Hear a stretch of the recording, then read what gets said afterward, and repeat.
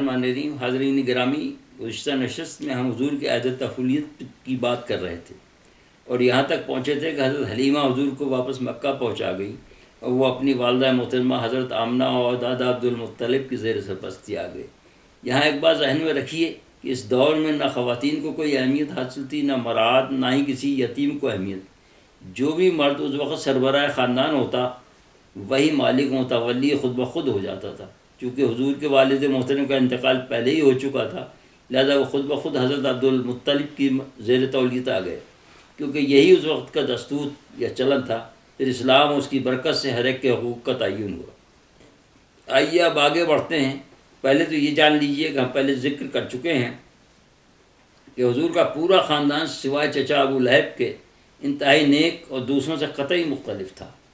آپ کے والد حضرت عبداللہ اور والدہ آمنہ دونوں ہی مثالی تھے۔ اب آپ جن کے زیر تولیت آئے تھے وہ بھی ایک انتہائی اولو العزم انسان و متوکل بھی، جیسا کہ ہم ابراہ والے واقعے میں بیان کر چکے ہیں۔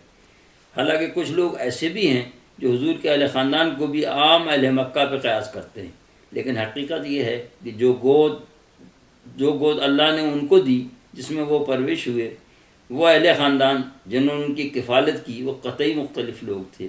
اگر سیرت کی کتابوں کو چھانیں تو یہ بات پائے ثبوت کو پہنچتی ہے کہ حضرت آمنہ کو بھی حضرت مریم کی طرح بہت سی باتیں القاء ہو گئی تھیں، جیسے کہ نام وغیرہ، اور اسی طرح حضرت عبدالمطلب کو بھی کئی انکشاف پہلے ہو چکے تھے جو آپ آگے چل کر پڑھیں گے، مگر انہوں نے شاید حفاظت کے خیال سے ظاہر نہیں فرمایا، جن میں پیدائش کے بعد حبشہ میں سفارت کے دوران بادشاہ کا انکشاف، پھر ایک خواب میں جس کی تعبیر کے لیے کسی کاہنہ کے پاس انہوں نے حضرت ابو طالب کو بھیجا، لیکن وہ ان کے اس عمل سے ظاہر ہوتا ہے جو ہمیشہ حضور کے ساتھ رہا۔ مثلا پیدا ہوتے ہی کعبے میں لے جانا، انہیں رازوں کی غمازی کر رہا ہے، اور اس کے بعد ان کا حضور کے ساتھ رویہ کہ وہ ہمیشہ حرم شریف میں اپنے برابر بٹھاتے، جبکہ دوسروں کو سعادت حاصل نہ تھی۔ یہ سلوک چشم بینا سے کہہ رہا ہے کہ یہ خصوصیت کیوں؟ ذریعہ کوئی بھی ہو، اللہ تعالیٰ نے انہیں اس راز سے واقف کر دیا تھا کہ یہی نبی آخر الزماں ہیں، اور یہ بات انہوں نے غالباً حضرت ابو طالب کو تولیت میں دیتے ہوئے ظاہر کر دی تھی، جس کی وجہ سے حضرت ابو طالب نے ہر سختی جھیلی، لیکن اس در یتیم کا ساتھ نہیں چھوڑا، اپنا سایہ عاطفت اس پر سے نہ ہٹایا، جبکہ پورا عرب ان کا دشمن بن گیا، کھانا پینا بند، ہر قسم کا ترک تعلق برداشت فرمایا۔ یہ ظاہر کرتا ہے کہ کوئی یقین حق الیقین تک بڑھا ہوا تھا، جس کی وجہ سے ان کے پائے حسابات میں لغزش نہ آئی۔ حضور کے بارے میں تو ہم یہ کہہ سکتے ہیں کہ چونکہ انہوں نے بہت کچھ اپنی چشم مبارک سے مشاہدہ فرمایا تھا، لہذا عین الیقین تھا، مگر حضرت ابو طالب کا یقین بھی بڑی حد تک حق الیقین تک پہنچا ہوا تھا۔ اگر نہ ہوتا تو اس خانوادے سے اتنی قربانیاں کیسے ممکن تھیں؟ یہ تو کلیہ ہے کہ بغیر یقین کے کوئی قربانی نہیں دیتا۔ یہ نقطہ بھی آپ کے غور و فکر کے لیے چھوڑتا ہوں، یا میں ایک واقعہ حضور کے بچپن کا اپنے دعوے کے ثبوت میں پیش کرتا ہوں۔ یہ واقعہ اس وقت کا ہے جب حضور کی والدہ محترمہ بھی مدینے سے واپس تشریف لاتے ہوئے دعوے و فرقت دے گئیں۔ وہ حضور کو مدینے سے اپنے میکے والوں سے ملانے لے گئی تھیں کہ واپسی میں ہی راستے میں انتقال فرما گئی، اور ہمراہ جو لوڈی تھی وہ حضور کو واپس لے کر بمشکل مکہ آئیں۔ بقول ان کے کچھ یہودی نے حضور کو روکنا چاہا۔ اس کے بعد حضور حضرت عبدالمطلب کی زیر نگرانی رہے، اور جب وہ مرض الموت میں مبتلا ہوئے تو انہوں نے حضرت ابو طالب کے سپرد کر دیے، اس لیے کہ وہ ماں و باپ دونوں کی طرف سے حضرت عبداللہ کے سگے بھائی تھے اور واقف راز بھی، اسی لیے حضور کو اپنے بیٹوں سے بھی زیادہ ہمیشہ اہمیت دیتے رہے۔ اسی دوران وہ سفر تجارت پر روانہ ہوئے، جبکہ ابھی حضور چھوٹی عمر میں ہی تھے، اور حضرت ابو طالب سفر تجارت پر شام جا رہے تھے کہ آپ نے بھی ساتھ چلنے کی خواہش ظاہر فرمائی۔ آپ نے ان کا دل توڑنا مناسب نہیں سمجھا، کیونکہ حضور ان سے بہت مانوس تھے، لہذا وہ ان کو سفر پر ہمراہ لے گئے۔ دوران سفر جب قافلہ شام کے شہر بصرہ کے قریب پہنچا تو بحیرہ راہب کے کلیسا کے قریب سے گزرا۔ اس نے اپنے بالا خانے سے کچھ دیکھا۔ وہ ایک نصرانی عابد، بہت ہی نیک، بڑا عالم، گوشہ نشین انسان تھا۔ اس سے پہلے بھی اہل مکہ کے قافلے وہاں سے ہی گزرتے تھے، کیونکہ وہ عبادت گاہ قافلے کی گزرگاہ پر تھی، مگر اس مرتبہ وہ خلاف معمول خود بالا خانے سے نیچے اتر آیا، اور اس نے نہ صرف قافلے کا استقبال کیا بلکہ ان کی دعوت بھی کی۔ سب اہل قافلہ دعوت میں آئے، وہ ایک سے ملا، مگر اس کی نگاہیں جیسے ڈھونڈ رہی تھیں، وہ اسے نظر نہیں آیا۔ تو اس نے پوچھا کہ کیا کوئی میری دعوت سے محروم تو نہیں رہ گیا؟ کیا سب لوگ آ گئے ہیں؟ تو اہل قافلہ نے جواب دیا کہ اے بزرگ، سب آ گئے ہیں سوائے ایک چھوٹے سے بچے کے، جس کو ہم اونٹوں کی کجادوں کے پاس چھوڑ آئے ہیں، غالباً حفاظت کے خیال سے۔ جب اس نے بلانے پہ اصرار کیا تو بنو ہاشم کے کچھ لوگوں نے کہا کہ لات و عزا کی قسم، ہمارے لیے باعث ذلت ہے کہ عبداللہ بن مطلب کا بیٹا کھانے سے چھوٹ جائے۔ پھر ان میں سے کوئی آپ کے پاس جا کر گود میں اٹھا لایا اور بقیہ لوگوں کے ساتھ بٹھا دیا۔ اس کے بعد بحیرہ حضور کو دیکھتا رہا اور جسم مبارک کے ان خاص حصوں کا معائنہ کرنے لگا جن کی شناخت اپنے پاس وہ پاتا تھا، یہاں تک جب لوگ کھانے سے فارغ ہوئے اور منتشر ہو گئے تو اٹھ کر حضور کے پاس آیا۔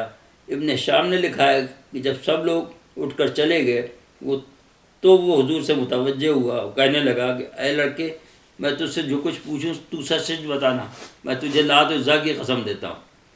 مورخین کا خیال ہے کہ اس نے عام عرب لوگوں پر قیاس کر کے حضور کو یہ قسم دی، اس لیے کہ لات و عزا دو بت ایسے تھے جن کی اہل مکہ عام قسم کھاتے تھے، ورنہ وہ خود تو نصرانی تھا، بت پرستہ تھا۔ حضور جن کی بچپن سے نگرانی اللہ تعالیٰ نے اپنے ہاتھوں میں رکھی ہوئی تھی، اس کی اس بات سے سخت بیزار ہوئے اور فرمایا کہ مجھے ان کی قسم مت دے، اللہ کی قسم میں ان دونوں سے سخت بغض رکھتا ہوں۔ تب اسے احساس ہوا کہ ایک چھوٹا بچہ ہوتے ہوئے بتوں سے مجتنب ہے، تو مجھے ایسا نہیں کہنا چاہیے تھا، کیونکہ لوگ اس وقت بھی اللہ سے تو واقف تھے، البتہ رحمان سے واقف نہیں تھے، جیسا کہ بعد میں مسئلہ پیدا ہوا اور قرآن نے جس کا ذکر کیا، جس سے ثابت ہوتا ہے کہ وہ رحمان کو نہیں جانتے تھے، جس کی وجہ سے وہ سمجھتے تھے کہ مسلمانوں کا خدا کوئی اور ہے جس کا نام رحمان ہے، جو کہ اسلام نے روشناس کرایا ہے۔ مسلمان ہر کام اسی کے نام سے شروع کرتے۔ بہرحال تب اس نے حضور کو اللہ کی قسم دی تو حضور نے فرمایا ہاں اب پوچھو میں بتاتا ہوں۔ تو اس نے بہت سے سوال کیے جو کہ اس کے علم کے مطابق اس کی کتابوں میں موجود تھے۔ ان میں سے کچھ حضور کے خوابوں کے بارے میں تھے کہ خواب کس قسم کے دیکھتے ہیں اور ان کے ساتھ اب تک کیا کیا خاص واقعات ہوئے، اور اسے تمام جوابات پہچان کے مطابق پائے۔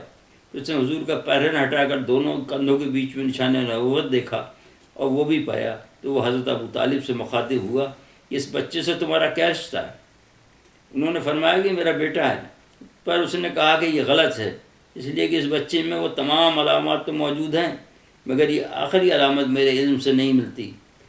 تب حضرت ابو طالب نے جواب دیا کہ میرا بیٹا نہیں بھتیجا ہے، چونکہ تمام مورخین نے لکھا ہے کہ حضور کو وہ اپنے بیٹوں پر ہمیشہ ترجیح دیتے تھے، لہذا اگر یہ فرمایا کہ میرا بیٹا ہے تو غلط نہ تھا۔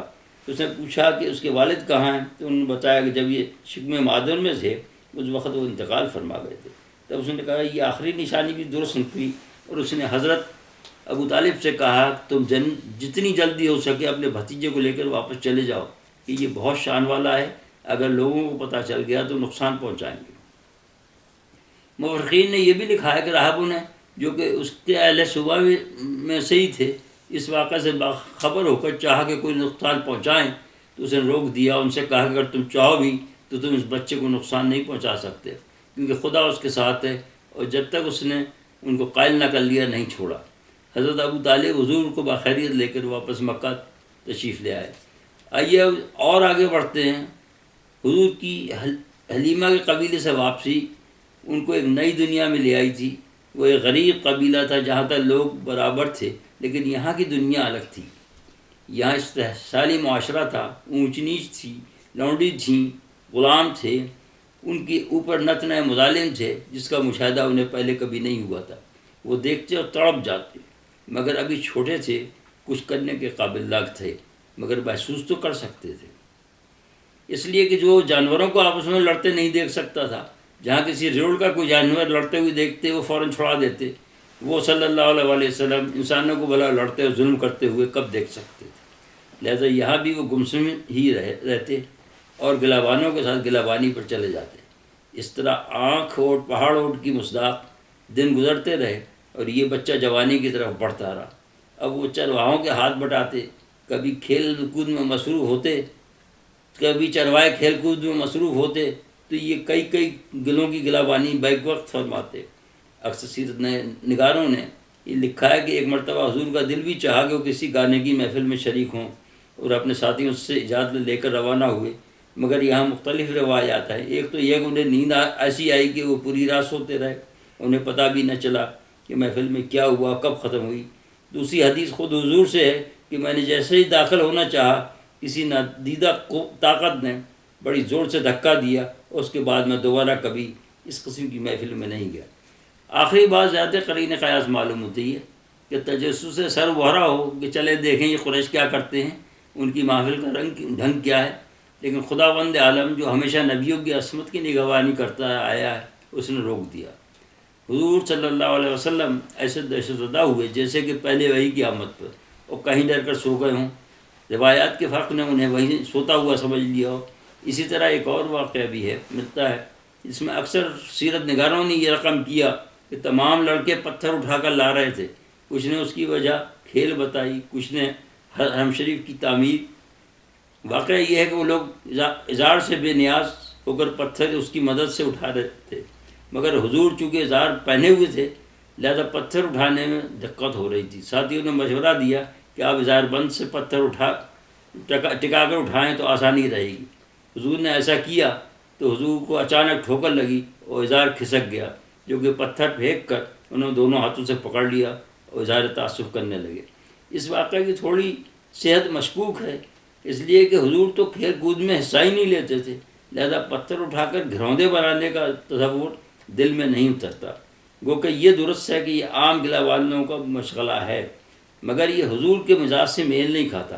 اب رہی دوسری بات کہ وہ کعبے کی تعمیر کے لیے پتھر ڈھو رہے تھے، وہ اس لیے غلط ہے کہ جب کعبہ تعمیر ہو رہا تھا تو وہ جوان ہو چکے تھے، معتبر ہو چکے تھے، امین ہو چکے تھے، لہذا ثالثی کے لیے اول آنے کی بنا پر انہی کو منتخب کیا گیا تھا، اور اس وقت انہی نے تمام قبائل کے سرداروں کی قیادت کرتے ہوئے نصب فرمایا تھا، لہذا بچوں کے ساتھ پتھر ڈھونا دل کو نہیں لگتا۔ ہاں اس کا دوسرا پہلو ہماری نظر پہ ہے، جس پر انشاءاللہ آئندہ بات کریں گے۔ 20 ہو گئی صاحب یہ